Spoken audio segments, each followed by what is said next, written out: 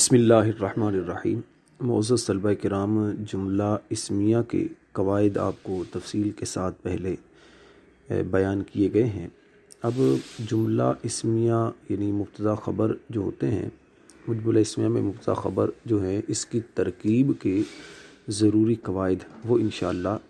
آپ کے سامنے عرض کرتا ہوں۔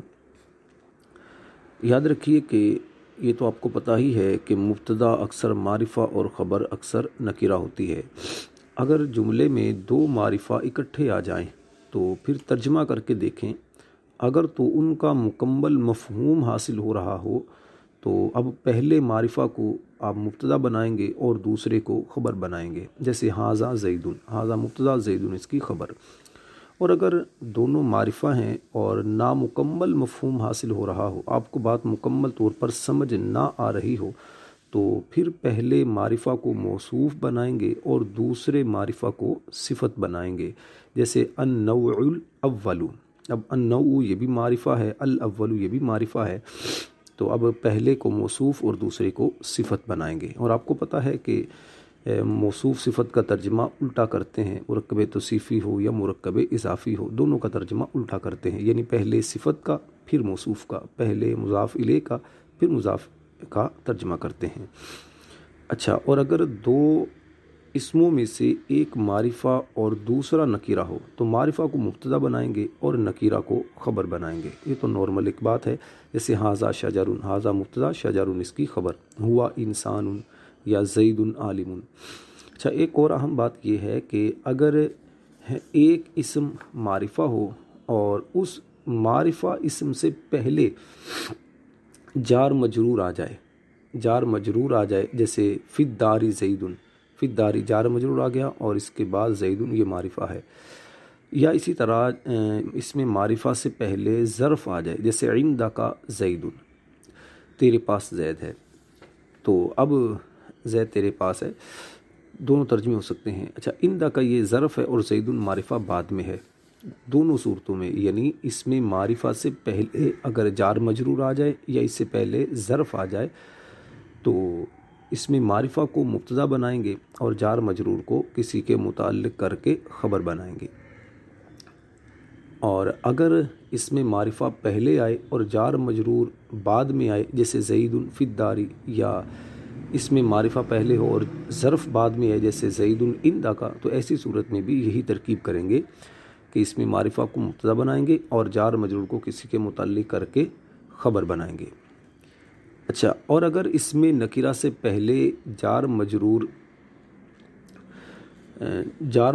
یا ظرف ہو تب بھی یہی ترکیب ہوگی۔ اس میں معرفہ کے بارے میں آپ کو بتایا تھا کہ اس میں معرفہ سے پہلے جار مجرور یا ظرف ہو، یا اس میں معرفہ کے بعد ظرف یا جار مجرور ہو، دونوں صورتوں میں اس میں معرفہ کو مبتدا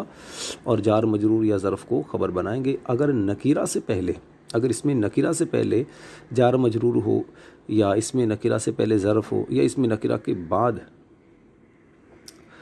ایسا ہی معاملہ ہو کہ جار مجرور یا ظرف ہو، تو ایسی صورت میں آپ جار مجرور کو کسی کے متعلق کر کے خبر بنائیں گے اور نکرہ کو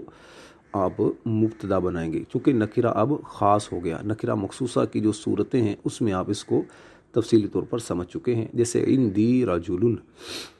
یہ ظرف آ گیا نکرہ سے پہلے، اور فی الدار رجل یہ جار نکرہ سے پہلے آ گیا، تو فی الدار یہ خبر مقدم بنے گی، یعنی کہ کسی کا متعلق ہو کر، اور رجل یہ مبتدا مؤخر ہوگا۔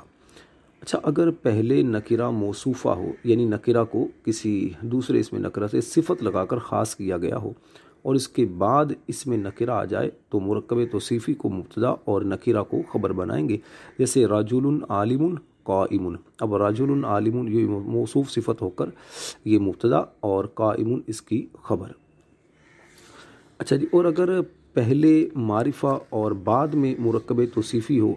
تو معرفہ مبتدا بنے گا اور نکرہ موصوفہ جو ہے بعد میں مبتدا مرکب جو ہے یہ اس کی خبر ہوگا، جیسے زید رجل عالم، زید مبتدا اور رجل عالم اس کی خبر۔ اسی طرح مرکب اضافی کا معاملہ ہے کہ پہلے، یعنی مرکب اضافی اگر پہلے مرکب اضافی ہو اور بعد میں اس میں نکرہ واقع ہو تو مرکب کو مبتدا اور نکرہ کو خبر بنائیں گے، جیسے کتاب زید سالم، تو اب سالم کو خبر اور کتاب زید یہ مبتدا۔ اور اسی طرح